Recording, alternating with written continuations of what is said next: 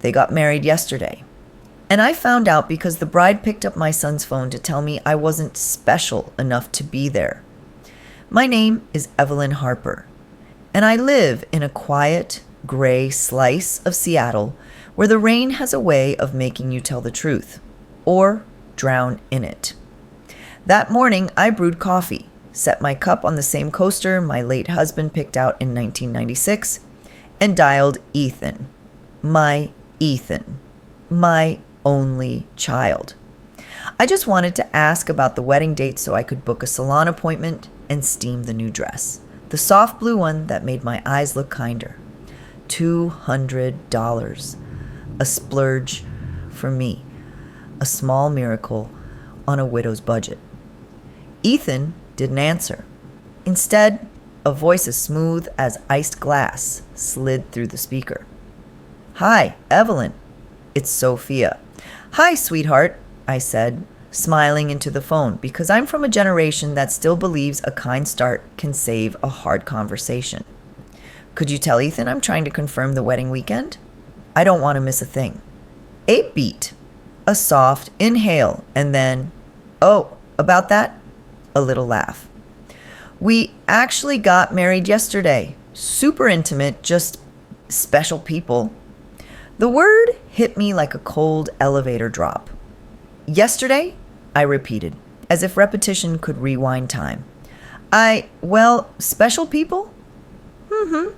I could hear clinking glasses, the murmur of voices somewhere behind her. It was precious. We wanted to keep it small and, meaningful. Anyway, we'll send photos. I stared at the calendar on my fridge.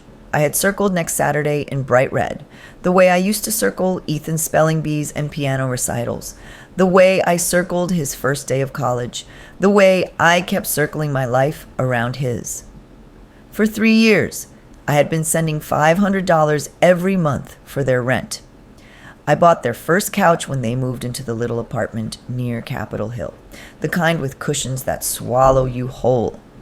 I filled their pantry with groceries, the boring staples no one wants to lug up 3 flights: rice, beans, laundry detergent, paper towels. When their bed frame wobbled, I ordered a better one. When the thermostat broke, I paid the handyman.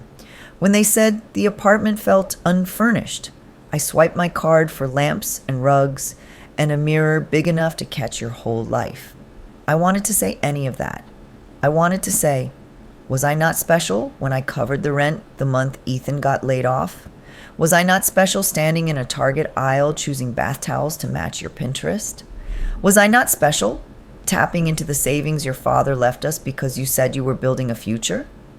Instead, all I managed was, I hope it was, lovely. It was, she said, brighter now, like I had passed some test. Anyway, gotta run. We'll catch up soon, click. The kitchen clock kept ticking. I kept standing. The rain kept falling. I set the phone down gently, the way you lay a baby in a crib, and opened my iPad. Don't ask me why. Maybe I needed to see proof that I was awake. Maybe I needed the lie in pixels. My fingers moved on their own, like muscle memory, like grief.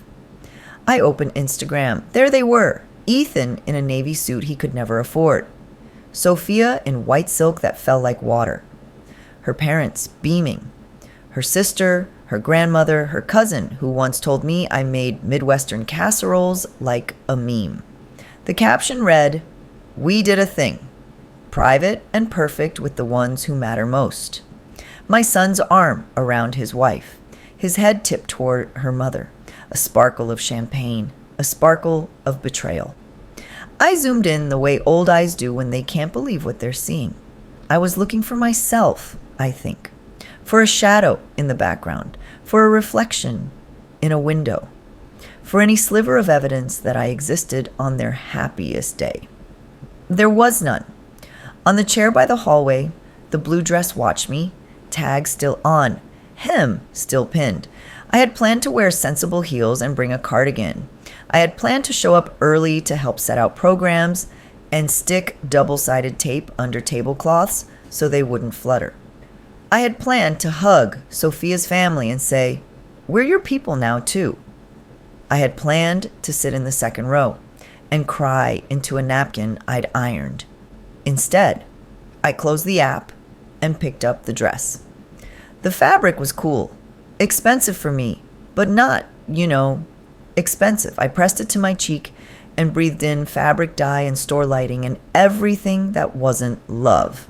I could hear Ethan as a boy then, 6 years old, freckled, gap-toothed, asking if I would clap extra loud at his kindergarten wedding to a girl named Mia during pretend time. "Will you be there?" he'd asked, face tipped up like a sunflower. "Always," I had said. Always. Always. Always is a word you say when you're too young to know that grown children can grow away from you without meaning to. Or worse, meaning to. The kettle clicked. I hadn't noticed I'd turned it on. I steep tea because I'm the kind of woman who believes hot water can fix something. Not everything, but something. Your hands, your mood, the part of your chest that clenches like a fist around a memory. By noon, my phone buzzed 3 times with, "You might like," stories. The algorithm has a sense of humor. I saw Sophia's bouquet up close. I saw the candles. I saw a text in a group chat I forgot I was in. "Small wedding. Their choice. Respect it." From someone I once thought would be my daughter-in-law's maid of honor. Funny how quickly people find the right words when they need to cover a wrong choice. I stood in front of the mirror. The lines around my mouth look like parentheses these days, like my face is trying to hold back everything I've said for years. I thought about the check I mailed last week. Rent due on the 1st, like clockwork. $500, signed with the flourish my husband adored. I thought about how Ethan used to call me after each deposit. "Thanks, Mom. We'll pay you back soon." Soon is a cousin of always. They live together in a house built on hope and denial. I sat on the edge of my bed and smoothed the dress onto my lap. On the nightstand, a framed photo of my husband on a ferry to Bainbridge Island. He's squinting into the wind, hair gone silver at the temples, grin wide like America. "You've always had a big heart, Evie," he would say. "Big enough to raise a decent man and still have room for yourself." I used to believe that. Today, my heart felt like a room I'd rented out to people who never planned to sign a lease. The phone rang again. For a half second, I imagined Ethan, frantic, apologizing, saying it was a misunderstanding, saying of course I mattered, saying his wife misspoke.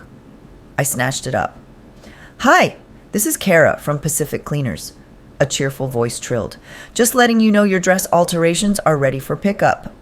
Of course they were. I thanked her, then placed the receiver back in its cradle. I wanted to laugh and I wanted to howl and I wanted to sleep for a week. Instead, I did what mothers do.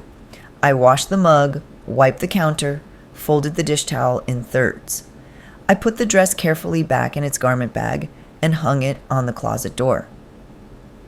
I have spent so much of my life taking care. Of time, of objects, of people who forgot I was a person. Around 3, the clouds thinned. A pale beam pushed across the hardwood like a blessing you don't trust. I walked to the window and watched a couple on the sidewalk below share an umbrella. The woman tucked herself closer under the man's arm and laughed at something only he could hear. Young love looks like weather you think will never change. My phone lit with a new text from an unknown number. "Congrats to the happy couple. Sorry if you didn't know. Sophia said they were keeping it tight." I stared at it until the words blurred, then set the phone face down. The silence in my apartment became a presence sitting in the corner, polite and patient, waiting to be acknowledged. "Special people," I said aloud, testing the weight of it. How it feels in a mouth like mine, how it clinks against the teeth of a woman who taught herself not to cry in front of her child. I took the words apart the way I used to take apart Ethan's toy cars to show him how wheels spin. Special. People. As in, there are categories. As in, I don't qualify. The truth crawled up my spine like cold water. I had been financing a life I wasn't invited to live in. I had been mistaking proximity for belonging. I had been confusing access with love.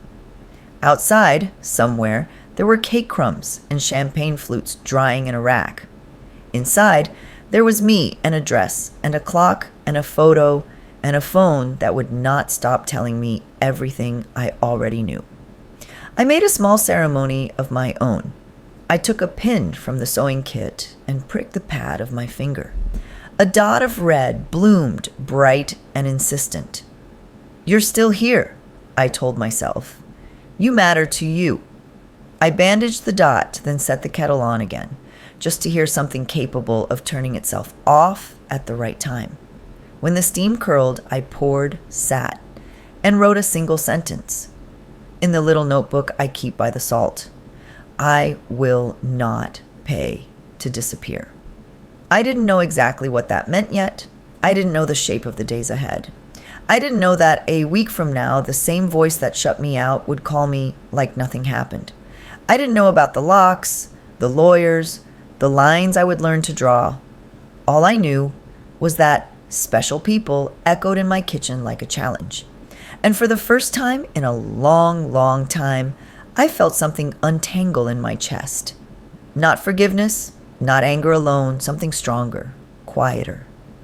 Resolve. A week later, the phone rang. It was mid-morning, the light pale and sharp across my kitchen table. I had a half-finished crossword, a lukewarm mug of tea, and a knot in my stomach that hadn't untangled since the word special burned its brand into me. The caller ID read, "Ethan." My heart did its stupid little leap. Against every shred of logic, some part of me thought, maybe this is the apology, maybe this is the part where he says he made a mistake. Maybe this is where my son remembers I exist. I answered. But it wasn't Ethan, it was her. Sophia. Again. Her voice syrupy, urgent, already rehearsed. "Hi, Evelyn. So listen, we're a little short this month. Rent's due tomorrow. You wouldn't mind sending over the $500, right? Just like always?" Just like always. The gall of it nearly made me laugh. Here was the woman who cut me out of her wedding, whose parents toasted under fairy lights while I sat home staring at a blue dress in a closet. And now, 7 days later, she spoke to me as though nothing had happened. As though I was still the dependable ATM in their pocket. For a moment, I couldn't speak. Rage and heartbreak tangled in my throat like barbed wire. She filled the silence with a nervous chuckle. "You know how it is. Seattle rent, right? It's brutal Seattle rent." As though I didn't know the exact number, written in ink 33 times across the ledger of my life. 33 months, 33 checks, 33 slices from the savings my husband left me. The inheritance I had promised myself would be for security, for travel, maybe for a late-in-life art class. 33 months totaled $33,400. And what had I bought with it? A front row seat to my own erasure. I drew in a breath. Steady. Cold. Like I was learning how to be someone new. Then I said the words I didn't even know I'd been carrying. "I only help special people." Silence. Then a sharp inhale on her end, like a slap she hadn't expected. "What?" she whispered. "You heard me," I said, calmer now. "You made it clear I wasn't special enough for your wedding. So no, I won't be paying your rent anymore." The line cracked with her disbelief. "Evelyn, don't be petty. You know Ethan's job doesn't cover everything yet. We're family. She tossed the word like loose change. As if family was a credit card you could swipe without limit. My hand trembled, but my voice didn't. Family shows up. Family includes. Family doesn't drain a widow's savings and then lock her out of milestones. I swallowed hard, tears burning at the corners of my eyes. "No, Sophia." "I'm done." And before she could sharpen her claws, I hung up. I sat there, the silence thunderous. My breath came ragged, my chest heaving like I'd run a mile, though I hadn't moved an inch. I stared at my hands, still shaking, still remembering how to close a door that had been open too long. And then the tears came. Not the quiet ones, not the polite kind you dab away with tissue. These were furious tears. Angry, hot, pouring down as if 33 months of humiliation were being wrung out of me all at once.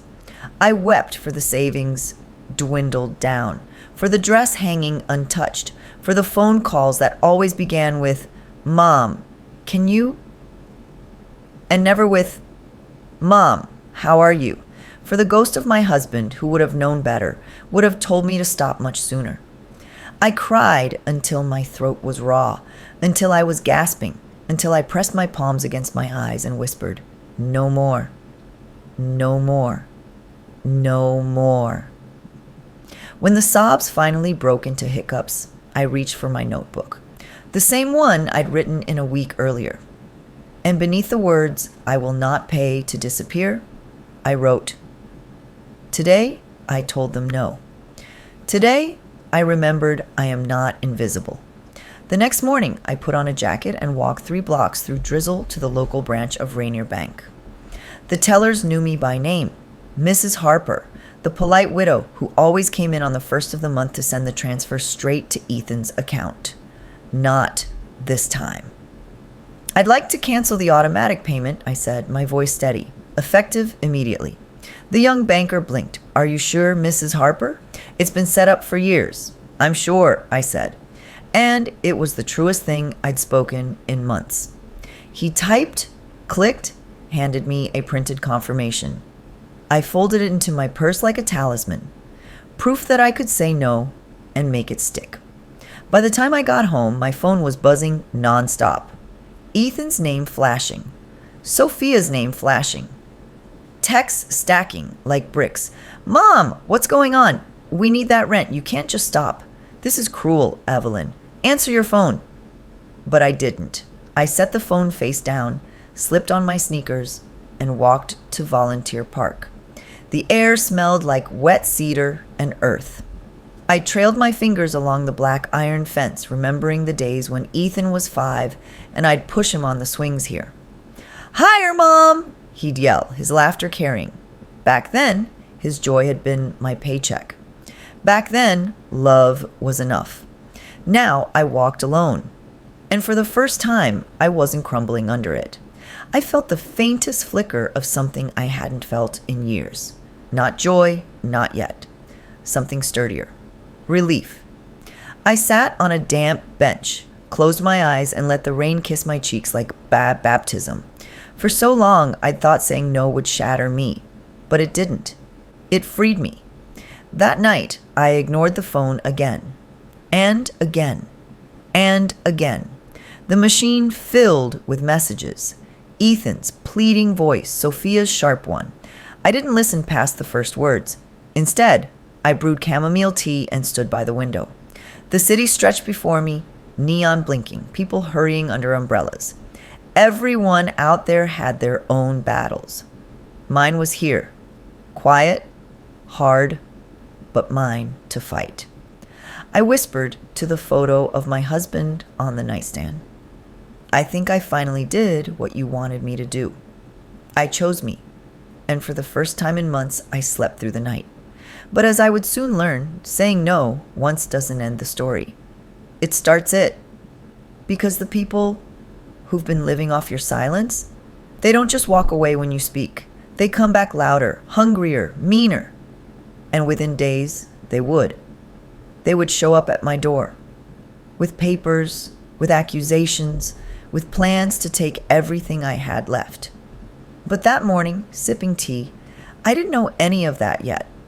All I knew was that my voice, my no, was stronger than I ever imagined.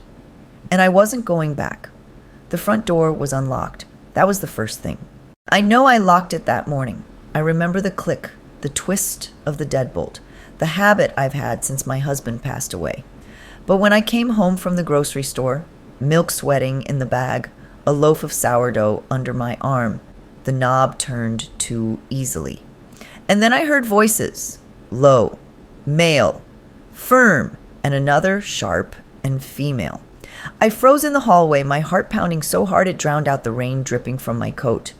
I took one careful step forward, and that's when I saw them. Ethan, Sophia, and a man in a cheap suit, thin as a rail, rifling through my desk drawers like he owned the place. My living room looked like a burglary in progress. Papers everywhere. My checkbook open. Old tax returns spread across the coffee table. Even my husband's death certificate lying face up like some kind of trophy. "Mom!"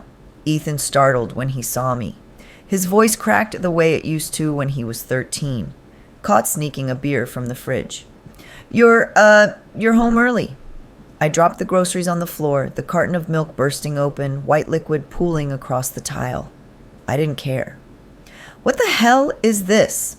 Sophia stood, smoothing her hair, her face a mask of false sweetness. "Evelyn, please. We were just helping you organize. Things are a mess, and with everything going on, you really shouldn't be handling finances alone." The man in the suit turned, holding up a folder. "Mrs. Harper." "I'm Mr. Finley." "I'm an attorney. We need you to sign some documents today." For your own protection, I laughed, a sharp, bitter sound I didn't recognize as mine. "For my protection? You broke into my house." Sophia stepped closer, her tone dropping into something colder. "Evelyn, don't make this difficult. We're worried about you. Forgetting things, making erratic choices, cutting us off financially was irrational. If you just sign these papers, Ethan can help manage your accounts. You won't have to stress erratic." My voice shook, but it was fire, not fear. "Do you call protecting what little I have left erratic?" Ethan shoved his hands into his pockets, avoiding my eyes. "Mom, come on. This is normal. Lots of older people." "Older people?" I cut him off, my throat tight. "I'm 72, Ethan, not senile." "I know exactly what I'm doing." Mr. Finley slid the papers across the table toward me. "It's just a simple power of attorney. Perfectly standard. Your son will have access to your accounts. Pay bills on your behalf. Much safer this way." I picked up the pages. Legal jargon swam in front of my eyes. But one phrase burned clear. Full financial control. They wanted everything. My knees nearly buckled. But then something in me, some steel I didn't know I still had, snapped into place. I tore the papers straight down the middle. The sound echoed like a gunshot in the room. Sophia gasped, "What are you doing?" I pointed to the door. "Get out." Her face twisted, the mask gone. "You're being ridiculous. Do you really think you can manage all this on your own? You can't even—" "Out!" My voice thundered, surprising even me. Ethan finally looked at me then, eyes wide, almost scared. For a heartbeat, I saw the little boy I raised, the one who used to crawl into bed during thunderstorms. But then he looked away, jaw tight, siding with her. "Mom, if you keep this up," he muttered, "people are going to think you've lost it." I stepped forward, my finger shaking as I pointed at the door again. "The only thing I've lost, Ethan, is the illusion that my son still respects me." For a second, no one moved. My living room was silent, except for the hum of the refrigerator and the drip of spilled milk in the kitchen. Then Sophia hissed under her breath, grabbing Ethan's arm. "Fine, but don't come crawling to us when you can't handle your life." I held the door open, my hand steady despite the quake inside me.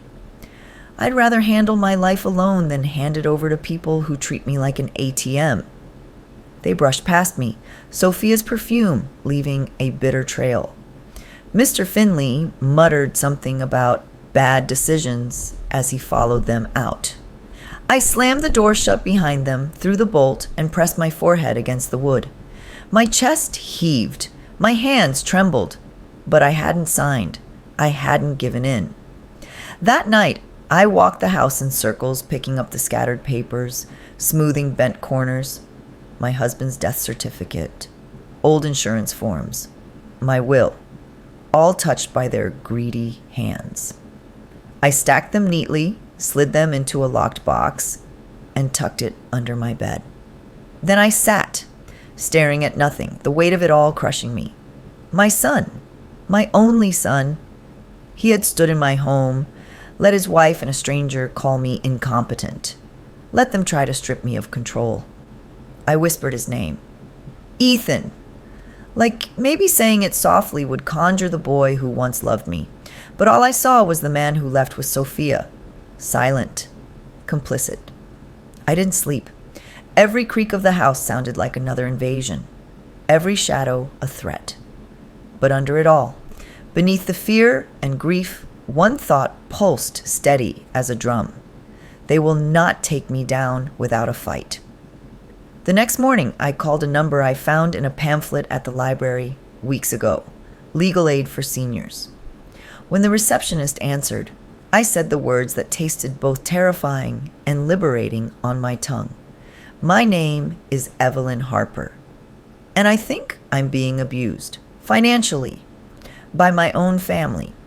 As I spoke, I looked at the ripped scraps of paper still in my trash can, proof that I had said no, proof that I could say it again. And I realized the battle had just begun. The phone call to legal aid led me to a man named Charles Walton.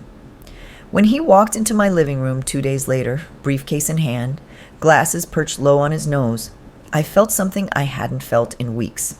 Safety. He was calm, professional. The kind of man who'd read every line of a contract before shaking your hand. I poured him coffee and told him everything. Every detail. From the secret wedding, to the 33 months of rent, to the break-in, to the torn power of attorney papers still sitting in my trash bin. My voice cracked, broke, surged. At one point, I sobbed into a napkin while he quietly waited, pen poised but not rushing me. When I finally finished, he leaned back and said, matter of fact, Mrs. Harper, this is elder financial abuse. What your son and daughter-in-law attempted is illegal. The word stung. Elder. Abuse. Heavy labels I never wanted pinned to my name, but also truth. I nodded. So, what do I do? You protect yourself, he said. Starting now. That afternoon, we made a list. 1. Change the locks. I called a locksmith. By evening, my front door had a gleaming new deadbolt. I turned the key and heard the click. And for the first time in days, I exhaled without fear. 2. Install cameras. Mr. Walton recommended a security system. My neighbor's son helped mount little blinking eyes above my porch and in my hallway. That night, as the red light blinked steady, I felt a watchful ally standing guard. 3. Open a new account. We walked together into Rainier Bank, and I closed the joint access Ethan still had to an old checking account. I opened a new one solo, transferring every penny I had left. When the teller asked if I wanted to add an authorized signer, I almost laughed. No, I said, firm, just me. 4. Document everything. Every voicemail, every text, every scrap of evidence went into a binder. Dates, times, screenshots. Walton said it might one day be the difference between freedom and losing everything. That night, alone in my quiet kitchen, I brewed chamomile tea and opened my notebook again. Beneath my last line, they will not take me down without a fight, I wrote, today I built walls, not to keep myself in, to keep them out. In the days that followed, something surprising happened. I started living again. I called my sister Clara in Boston. We hadn't spoken much since my husband's funeral. Distance, life, grief. But when she picked up and heard my voice trembling, she said, Evie, what's wrong? And for the first time, I told her everything, every humiliating detail. When I finished, there was silence on the line. Then her voice, sharp and protective, like only a sister's can be. Good God, Evelyn! I'm proud of you. Do not give them another dime. Her words wrapped around me like a blanket. I wasn't alone anymore. The next morning, Sophia called again. This time, her voice was syrupy sweet. Evelyn, darling, we just need to talk. You're making such rash decisions. Ethan's so worried about you. I listened, my jaw tight, my eyes drifting to the blue dress still hanging in my closet. I thought of all the groceries, the checks, the sacrifices. I thought of the cameras blinking red, of Walton's binder thick with proof. I smiled to myself, though she couldn't see it. Don't call me again, Sophia. Then I hung up. The silence afterward was delicious. I started doing things for myself. A haircut first. At the salon, the stylist snipped away inches of tired gray, shaped the ends, brushed it smooth. When I looked in the mirror, I saw not just an older woman fighting to survive, but a woman beginning to reclaim herself. Then I bought a pair of walking shoes and began strolling the neighborhood every evening.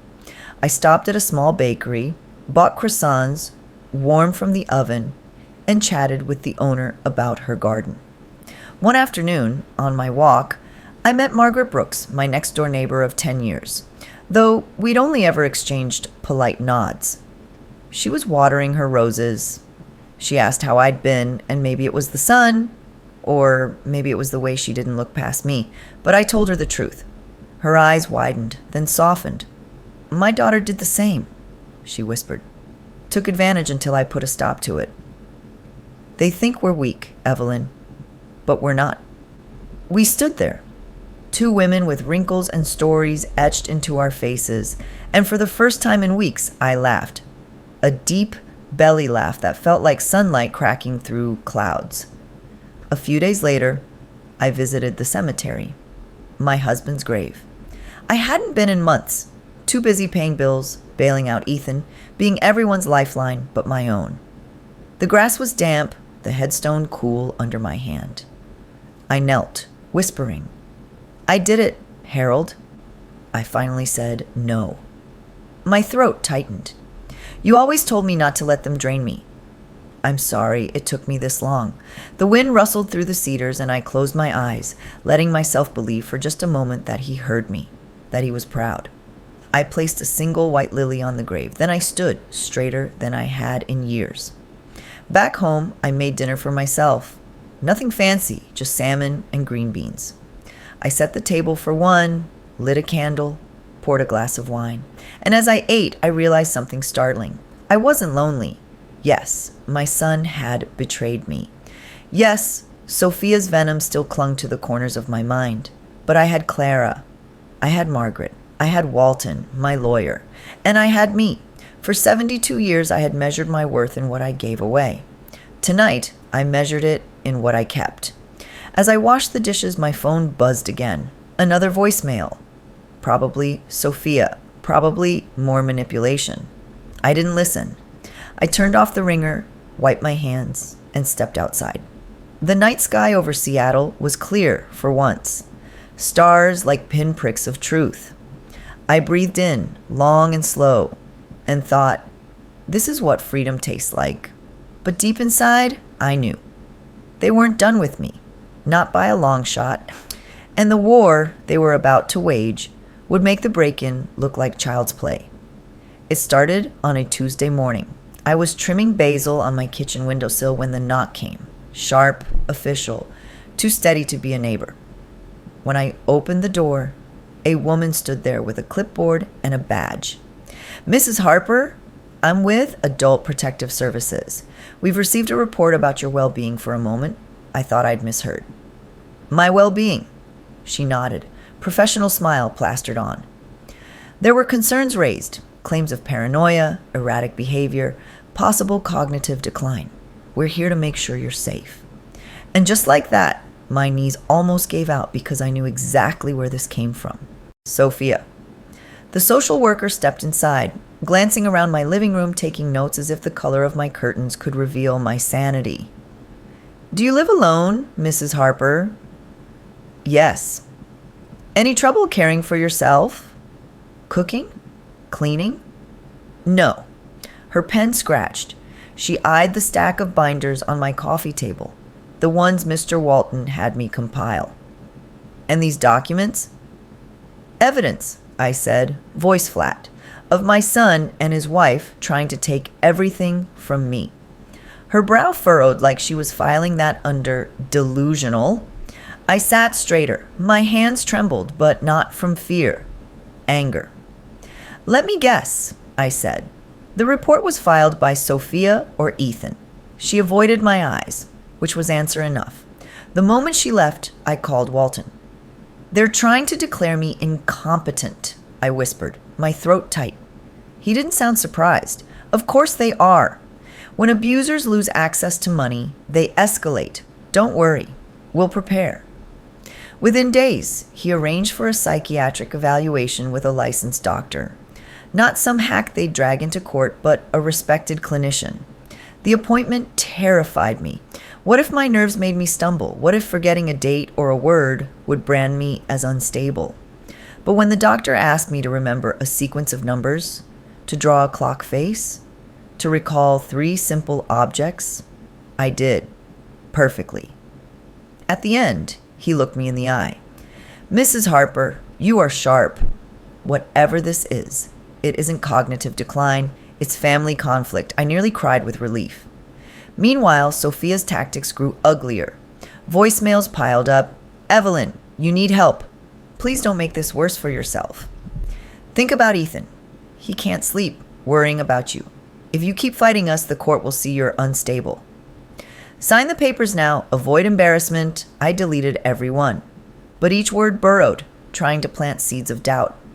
Was I embarrassing? Was I paranoid? Then Margaret stopped by. She caught me pacing, clutching my phone. Don't let them get in your head, she said firmly. I see you. You're lucid. You're strong. They're scared because you finally said no. Her words anchored me. That week, I went to my garden club meeting for the first time in months. When I walked into the community center, 10 women turned, smiling, welcoming. We knelt together in soil, planting chrysanthemums, our hands dirty, our laughter loud. Evelyn, you look lighter, one friend said. And for the first time in a long while, I did. I told them what was happening. Not all the legal jargon, just enough. Their gasps, their muttered shame on them, their hands squeezing mine, they became another layer of defense, support, witnesses, proof that I was not the woman Sophia was trying to paint me as. Then Clara called again from Boston. I did some digging, she said. You know Ethan asked Uncle Paul for money last year? Lied and said it was for your medical bills. It wasn't. He and Sophia used it for a vacation. The betrayal cut deep. Another crack in the foundation of the sun I thought I knew. But instead of breaking me, it hardened me. I whispered into the phone, then they'll have to answer for everything. The final straw came when I received an envelope in the mail. Official. Stamped. A petition for guardianship. Filed by Ethan and Sophia. They wanted the court to declare me mentally incompetent. To strip me of my rights. To make them my guardians. My hands shook as I read. My stomach churned. But then I looked at the binder on my table. At the doctor's evaluation. At the stack of letters from my garden club friends offering to testify to my health. And most of all, I looked at myself in the mirror. Lines of age, yes, but eyes clear, spine straight, voice steady. I whispered to my reflection, you are not crazy. You are not broken. You are not theirs. The next morning, I met Walton at his office. He was already drafting motions, gathering witnesses, preparing for war. They want a courtroom battle? He said. Then they'll get one. And we'll win. I nodded, clutching the binder to my chest. For the first time, I wasn't just reacting to their attacks. I was ready to fight back. That night, as I stood at my window, the Seattle skyline glowing, I thought of the boy I raised, the boy who once kissed my cheek and promised to buy me a house someday. And I thought of the man he'd become, standing beside a woman who saw me as a wallet with a pulse. My heart ached. But beneath the ache, a fire burned. They thought I would crumble. They thought they could erase me. But they were about to learn what it meant to stand across from a woman who had nothing left to lose except her freedom. And I wasn't about to surrender that. The courthouse smelled faintly of lemon polish and nerves. I sat at the plaintiff's table beside Mr. Walton, my binder neatly stacked, my hands folded tight. Across the aisle, Ethan and Sophia whispered to each other, their lawyer shuffling papers with fake confidence. When the judge entered, stern, gray-haired, eyes sharp as a hawk, the room fell silent. Case of Harper versus Harper, the clerk called. And just like that, my future hung in the balance. Their lawyer went first. Mr. Finley, the same man who'd once stood in my living room. His voice was oily, too rehearsed. Your Honor, my clients are deeply concerned for Mrs. Harper's well-being. Her erratic behavior, sudden financial decisions, and refusal to communicate are all signs of declining competence. They only seek guardianship out of love. Love! Sophia echoed with a practiced tremor, dabbing at dry eyes with a tissue. I wanted to laugh or scream, but I sat still. Because I knew truth doesn't need theatrics. Then it was our turn. Walton rose, calm, unflinching. Your Honor, what we have here is not love. It is greed. My client, Mrs. Harper, has supported her son and daughter-in-law for over 3 years, financially, emotionally, entirely. Over $33,000 taken from her retirement savings. And when she finally said no, they attempted to strip her of her freedom. This is elder financial abuse, plain and simple. He handed over the binder, page after page of checks, bank transfers, screenshots of messages, even the psychiatric evaluation declaring me fully competent. Then came the witnesses. First, the doctor. He testified with quiet authority. Mrs. Harper is lucid, independent, and in full command of her faculties. I see no evidence of cognitive decline. Next, Margaret, my sweet neighbor. She looked at me, then at the judge. Evelyn tends her garden every day, pays her bills, walks with me every evening. She is more capable than half the women my age. What she isn't, what she'll never be, is incompetent. Then the women from my garden club, each one describing me, planting, laughing, organizing meetings. Their voices rose together like a chorus, drowning out Sophia's feigned tears. Finally, it was my turn. I stood, my knees shook, but my voice didn't. Your Honor, I may be 72, but I'm not broken. I paid their rent. I filled their cupboards. I sacrificed what my husband left me because I believe love meant giving without asking. And how did they repay me? By cutting me out of their wedding, by calling me unstable, by trying to steal the last thing I have, my dignity. I paused, meeting Ethan's eyes. For the first time, he looked away. I am not incompetent, I said firmly. I am a mother who finally learned to say no. The judge sat back, silent for a long moment. Then he leaned forward, voice heavy with finality. Guardianship is denied. Mrs. Harper is of sound mind and shall retain full control of her affairs. Furthermore, this court warns the petitioners future attempts of this nature may be considered harassment or exploitation, punishable by law. The gavel struck, and just like that, I was free. Sophia's face twisted, her mask slipping into pure venom. She grabbed Ethan's arm, hissing in his ear. But Ethan just sat there, pale, staring at the table like it held all his shame. As they stormed out, I caught one last glimpse of my son. I wanted so badly to see regret in his eyes, but all I saw was emptiness.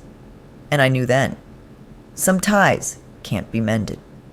Months later, my life looked nothing like the one they tried to trap me in.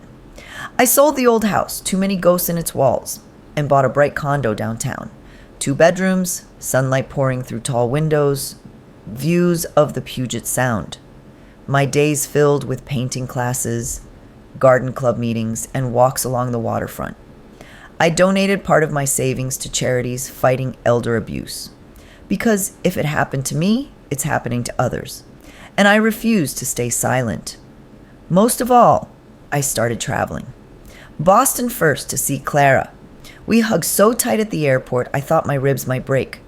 Then New Mexico, where I saw deserts bloom.